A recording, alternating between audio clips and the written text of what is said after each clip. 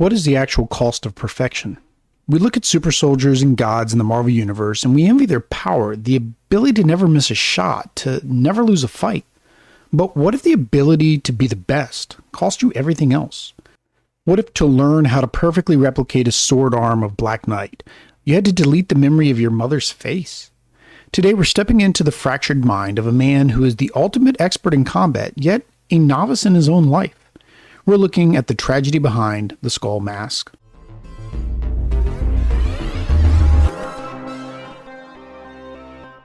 Welcome back to Marvel Echoes Resonance. I'm your host, Will, and I'm absolutely thrilled to have you here today. If you tuned in to our John Walker U.S. Agent episode, you know we briefly touched on the man who trained him. Well, today we're going to go into a deep dive on that teacher. We're talking about Anthony Tony Masters, better known to the criminal world and the unfortunate heroes who have to fight him as the Taskmaster. Now, if you're a casual fan or maybe only know of the name from the Black Widow movie or as the boss in the fight from the Spider-Man video game, you probably see it just as this cool visual. He's got the skull mask, the white hood, pirate boots, and looks like Skeletor decided to become a tactical mercenary. But here at Marvel Echoes, we look at the resonance, the echo beneath the spandex. And let me tell you, Taskmaster isn't just a mid-tier villain. He is a walking Shakespearean tragedy wrapped in Kevlar. Let's start with the origin spark. Taskmaster burst into the scene back in 1980s in Avenger number 195, created by David McClenney and the absolute legend George Perez. Right off the gate, he represented something totally new for the Marvel Universe, an industrialization of villainy. Think about it. Before 1980, you had Hydra agents and A.I.M beekeepers running around in green jumpsuits and yellow outfits, basically acting as boiling pins for Captain America. Taskmaster looked at that and asked a very practical, very capitalist question. Why are these guys so bad at their jobs? So he started the Solomon Institute for the Criminally Insane, which was actually a front for a premier academy to train henchmen. He turned crime into a franchise. But the reason he could teach anyone anything was his power, photographic reflexes. We touched on something similar when we covered Echo, but to put this into pop culture terms we know, think Neo in the Matrix when he downloads all the kung fu. Only Tony Masters doesn't need a computer jacked into his skull. If he sees it, he can do it. If he watches Hawkeye shoot an arrow, Tony's muscles instantly memorize the tension, the stance, and the release. If he watches Daredevil flip off a rooftop, Tony can do that a second later. He is the living mirror. In that first appearance, he took on Captain America and Iron Man simultaneously, blocking Cap's shield with perfect replica of Cap's own defensive geometry. It was terrifying. But here's where the resonant arc kicks in, and this is where the story shifts from a cool action movie to a psychological horror film like Memento. For decades, we just thought this was a super cool power. He was the guy who could do anything.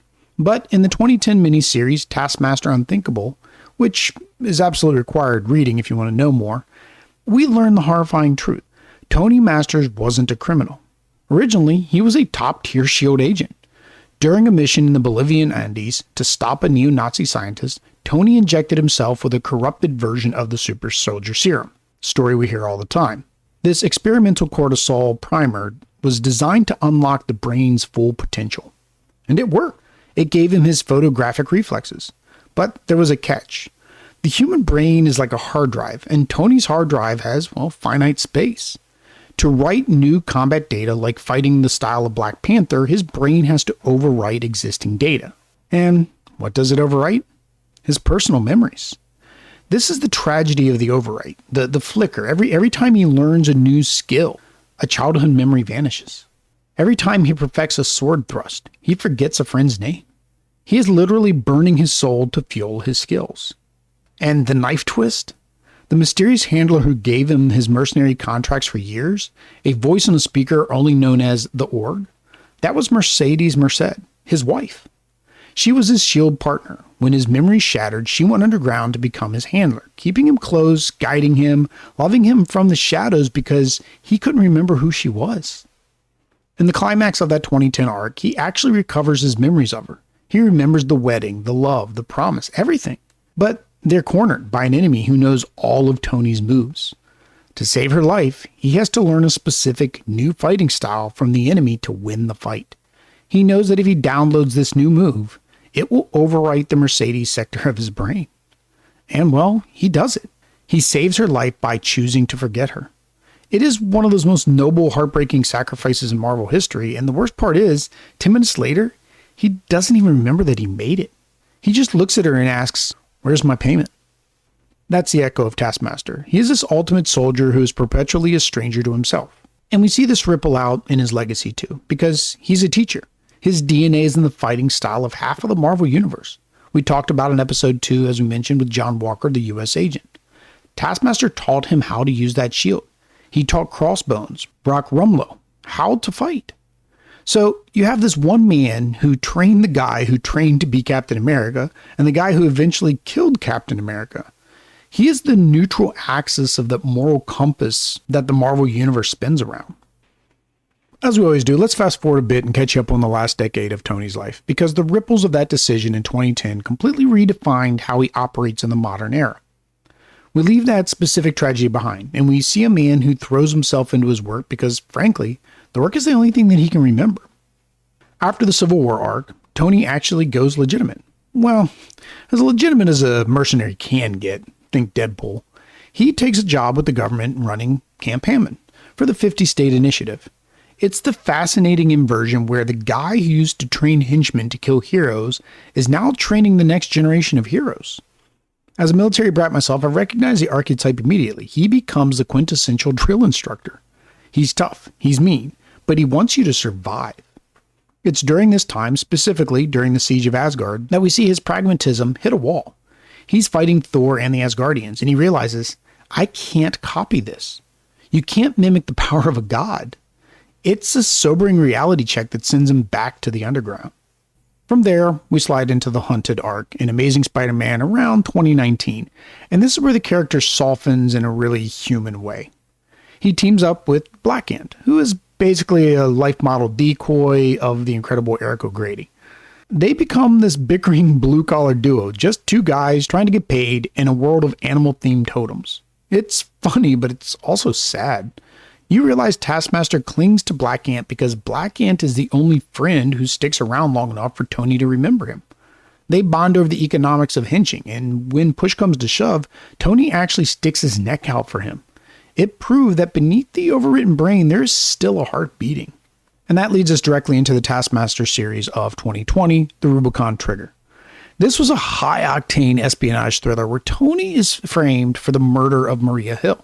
He's running the gauntlet, fighting Okoye of Wakanda, taking on the Squadron Supreme. He even pulls a Hawkeye and uses a trick arrow to take down Hyperion, proving he remembers the tricks even if he forgets the people. It ends with him realizing he's just a pawn in a spy game played by Nick Fury Jr. So where does that leave him today, in the current landscape 2025-2026? Tony Masters is an eternal Ronin. He's currently floating between the new lineups of the Thunderbolts and taking high-risk solo contracts. He's more dangerous than ever because he's accumulated 15 years of modern combat data. He knows how Miles Morales moves. He knows Ms. Marvel's powers. But he's also more isolated. The tragedy of the Overwrite hasn't been fixed. He is a lethal ghost, wandering through the Marvel Universe, surviving every fight, but losing the war for his own identity. He's the most capable man in the room, and the loneliest. That's pretty heavy stuff. We often wish we could forget our mistakes or our traumas, but Taskmaster shows us the horror of a blank slate. So I'll leave you with this question. If you could have the ability to be perfect at everything you ever attempted, music, sports, combat, but the cost would be that you would slowly lose your most cherished memories of the people you love, would you take the deal? Is the legacy of skill worth the price of self? Let me know your thoughts in the comments below.